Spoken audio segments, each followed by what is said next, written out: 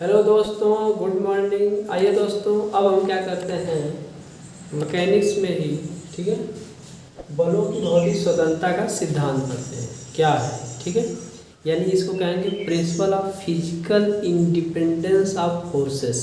है क्या है, ठीक। आइए समझते हैं इस चीज़ को। देखो, अगर मान लीजिए कोई बॉडी है, ठीक, ये कोई बॉडी है, ओके। अब इस बॉडी पे हम क्या कर रहे हैं, यहाँ से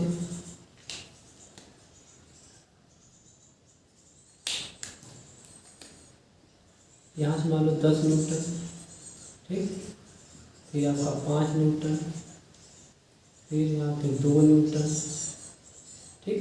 ऐसे बहुत सारे बल लगा रहे हैं, ऐसे बहुत सारे बल लगा रहे हैं। तो इस बॉडी पर मान लीजिए ये बल लगा रहा है, ये बी लगा रहा है, ये सी लगा रहा है, ठीक। तो इस बॉडी पे जो भी बल लग रहा है, 10 न्यूटन, 5 न्यूटन, 2 न्यूटन, ऐसे और भी बल लग रहे होंगे, ठीक। तो इस बॉडी पे ये अपना प्रभाव क्या करते हैं, स्वतंत्र रूप से लगाते हैं। क्या करते हैं, स्वतंत्र रूप से लगाते हैं। यानी जो 10 न्यूटन का बल वो अपना अलग प्रभाव डालेगा, 5 न्यूटन का भी अलग डालेगा, 2 न्यूटन का भी अपना एक अलग अस्तित्व रखेगा, अपना मतलब प्रभाव डालेगा।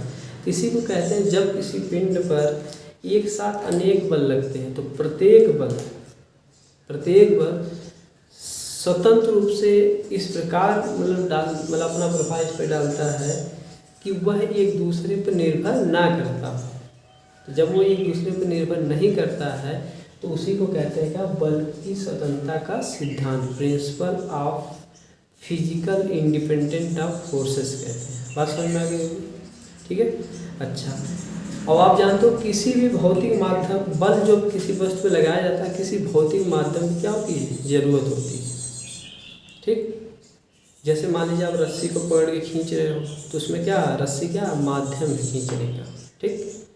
ऐसे ही कभी कभी क्या होता है कि कभी कभी बलों को माध्यम की कोई ज़रूरत नहीं पड़ती। जैसे दो जो चुंबकों के बीच में आकर्षण या प्रतिकर्षण का जो बल लगता है, या पृथ्वी जो कोई भी मतलब ब्रह्मांड में वस्तु है उस पर जो अपना ग्रेविटेशनल फोर्स लगाते हैं, उनके बीच में कोई माध्यम नहीं होता है, ठीक। असल में तो कोई पूछे आपसे बलों की भौतिक स्वतंत्रता का सिद्धांत क्या है, तो आप कहोगे अगर कोई बॉडी है उस पर बहुत सारे बल लगे हैं, ठीक, तो उस बॉडी पे जो लगे हुए बल हैं, ठीक, उस पर अपना जो प्रभाव है वो स्वतंत्र रूप से डालते हैं। मतलब 10 न्यूटन वाला अपना अलग प्रभाव डाल रहा होता, 5 न्यूटन वाला अलग डाल रहा होता, 2 न्यूटन वाला अलग डाल रहा होता।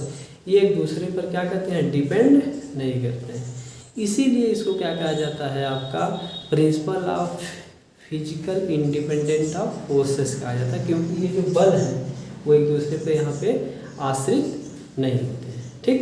तो ये रहा क्या, बलों की भौतिक स्वतंत्रता का सिद्धांत। ऐसे हम यहीं पे क्या सीख लेते हैं थोड़ा सा कि टेंसाइल फोर्स क्या होता है और कंप्रेसिव फोर्स क्या होता है। चलिए, हेडिंग वाली क्या रहेगी वो आपका, टेंसाइल फोर्स मतलब तनाव बल। क्या, तनाव बल, टेंसाइल फोर्स, तनाव बल। हिंदी में क्या बोलते हैं इसको, तनाव बल। क्या देखिएगा, जैसे मान लीजिए कोई ये वस्तु है या कोई रॉड है, ठीक, अब इसको मान लो मालिक्यूल हम दिखा देते हैं आपको, ये मालिक्यूल है, ये भी मालिक्यूल है, ठीक। अब इस पर आपने क्या किया, फोर्स लगाया, इधर की तरफ फोर्स लगाया, इधर की तरफ फोर्स है, मान लो एफ पर लगा के खींच रहे हैं, तो आप बताओ क्या होगा, ये मालिक्यूल इससे बंधा होगा बॉन्ड से, ऐसे ऐसे मालिक्यूलर बॉन्ड से बंधा होगा। अब इधर का मालिक्यूल बताओ, इधर की तरफ बल लगा है, इधर का मालिक्यूल इधर की तरफ बल लगा रहा है। यानी ये मालिक्यूल क्या हो रहे हैं कि ये ऐसे बल होते हैं जो उनके कणों को परस्पर दूर करने का क्या करते हैं, प्रयास करते हैं। अब इस कण को ये वाला बल इधर खींच के ले जाना चाहेगा, ये वाला बल इसको इधर ले जाना, ये वाला बल इसको इधर खींच के ले जाना चाहेगा, ये वाला इधर खींच के ले जाना करेगा। तो कभी पूछे कोई टेंसाइल फोर्स क्या होता है, तो आप कहोगे टेंसाइल फोर्स वे फोर्स होते हैं जो उसके कणों को परस्पर दूर करने का क्या करते हैं, प्रयास करते हैं, उसे क्या कहते हैं, टेंसाइल फोर्स कहते हैं। ठीक है बात समझ। अच्छा, तो ये आपको टेंसाइल फोर्स, पहली बात इससे क्या है, जब भी रिप्रेजेंट किया जाएगा एरो बाहर की तरफ दिखाई जाती है, ये बात आ जाएगी। ऐसे ही आपका क्या होता है, कंप्रेसिव फोर्स एक वर्ड आता है, क्या आता है, कंप्रेसिव फोर्स। इसको हिंदी में क्या कहते हैं, वो संपीड़न बल, संपीड़न बल, या इसे कभी कभी थ्रस्ट फोर्स कह दिया जाता है। क्या कहते हैं, थ्रस्ट फोर्स, जिसे हिंदी में पड़ोद बल बोला जाता है शायद। ठीक, थ्रस्ट फोर्स भी कह दिया जाता है। इसमें क्या होता है, देखो ये कोई बॉडी अगर है, ठीक, और इस पे इधर से फोर्स लगाया जाए, ऐसे देखो डायरेक्शन अंदर की तरफ है, ये ऐसे, इसे कंप्रेसिव फोर्स बोला जाता है। इसमें क्या होगा, मान लीजिए हमने मालिक्यूल दिखाया ये,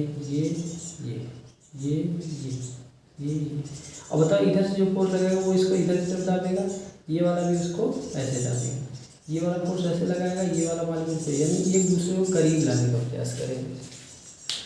बात में समझ में आ रही है, एक दूसरे को करीब लाने का प्रयास करेंगे। ये वाला आपका एफ है, ये वाला भी आपका एफ है, यानी ये ऐसे फोर्स होते हैं जो परस्पर मालिक्यूल को एक दूसरे के करीब लाने का प्रयास करते हैं। इन्हें क्या कहते हैं बाबू, कंप्रेसिव फोर्स कहते हैं या थ्रस्ट फोर्स कहते हैं। जैसे नहीं समझ में आता, एग्जाम्पल ले लो, जैसे मान लो दो प्रेमी प्रेम का है, ठीक है, वो इंटरकास्ट है। अब वो अगर मतलब क्या बोलते हैं, कहीं पे पकड़े गए सपोर्ट है, ठीक है ना, तो उसके घर वाले मान लीजिए उसको खींच रहे, नहीं तो उसको इसके साथ नहीं रहना, उसके बाद खींच रहे हैं, तो मतलब दोनों अलग खींच रहे हैं ना, ऐसे खींच रहे हैं, तो इसका मतलब क्या हुआ, वो एक दूसरे को अलग करना चाहते हैं, दोनों मालिक्यूल को दूर करना चाहते हैं। जब दोनों मालिक्यूल को दूर करना चाहेंगे तो वहाँ पे क्या होगा, टेंसाइल फोर्स होगा। क्या, टेंसाइल फोर्स होगा, तभी तो उनको टेंशन मिलेगा, है ना, ये टेंसाइल फोर्स की बातें होगी। अब मान लीजिए आप मतलब क्या बोलते हो, मतलब नवजुड़े हैं सब बराबर, तो मतलब उनकी मतलब क्या बोलते हैं कि शादी हो गई। अब जो सुहाग रात का दिन होता है, धक्के मार के एक दूसरे का वो दरवाजा जो बंद कर देते हैं, ये तो देखा होगा तुमने भी यार, ठीक है। तो वहाँ पे क्या होगा, यहाँ पे मालिक्यूल क्या होगा, पास एक दूसरे के पास लाने का प्रयास है, कंप्रेसिव फोर्स, ठीक है, मालिक्यूल को पास, जब कोई फोर्स किसी मालिक्यूल को पास लाने का प्रयास करता है, कहीं दबाता है, तो उसे कहते हैं कंप्रेसिव फोर्स। तो ये दोनों बातें भी समझ में आपको आ गई होगी। ठीक, इसी में एक चीज़ और समझते हैं, ये बात समझ में आ गई बाबू। इसी में एक चीज़ और सीखते हैं, नॉन एक्शन फोर्स तथा रिएक्शन फोर्स। क्या, एक्शन फोर्स तथा रिएक्शन फोर्स। चलो ऊपर से मिला देते हैं, रिएक्शन फोर्स,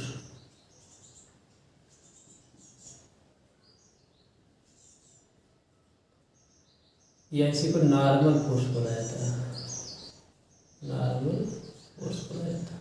ध्यान से देखना, अगर मान लीजिए ये कोई मेज हो जाए, ठीक है, कोई आप मेज हो जाए जिसपे यहाँ पे कोई ऑब्जेक्ट रखा हुआ है, ठीक रखा है, तो आप बताओ इसका कुछ ना कुछ भार होगा कि नहीं होगा, जो नीचे की तरफ काम करेगा, जिसको हम mg से प्रदर्शित कर रहे हैं। ओके, तो ये इस मेज पर जो आपका ये मेज है मान लो, ठीक, इस पर क्या कर रहा है, फोर्स लगा रहा होगा, तो इसके ऊपर की डायरेक्शन में फोर्स लगता है, लंबवत डायरेक्शन में, लंबवत डायरेक्शन, उसे रिएक्शन फोर्स या नॉर्मल फोर्स कहते हैं। तो ये आपका mg जो क्या है, वो एक्शन फोर्स हो जाता है, और वो आपका जो ऊपर की तरफ होता है क्या होता है, रिएक्शन फोर्स होता है। ठीक, आज से कोई पूछेगा कि एक्शन फोर्स क्या होता है, रिएक्शन फोर्स क्या होता है, बता लोगे, बोलो, ये बात समझ में आई। हाँ, ये बात समझ में आई, यानी ऊपर से जब किसी पे लोड डालेगा तो इसके जो मतलब क्या बोलते हैं मालिक्यूल्स होंगे वो कंप्रेसिव होंगे, तो वो ऊपर की तरफ एक फोर्स लगाएंगे, तो उसे रिएक्शन फोर्स कहते हैं। क्या कहते हैं, रिएक्शन फोर्स कहते हैं। तो हमने आपको इसमें क्या क्या सीखा, बलों की भौतिक स्वतंत्रता का सिद्धांत क्या होता है, टेंसाइल फोर्स क्या होता है, कंप्रेसिव फोर्स क्या होता है, नॉर्मल फोर्स कहता है। ठीक, तो आज के लिए इतना ही। अगर आपको वीडियो समझ में आता हो तो आप लाइक कर दिया करिए, सब्सक्राइब भी कर दीजिए और उसे भी करा दीजिए।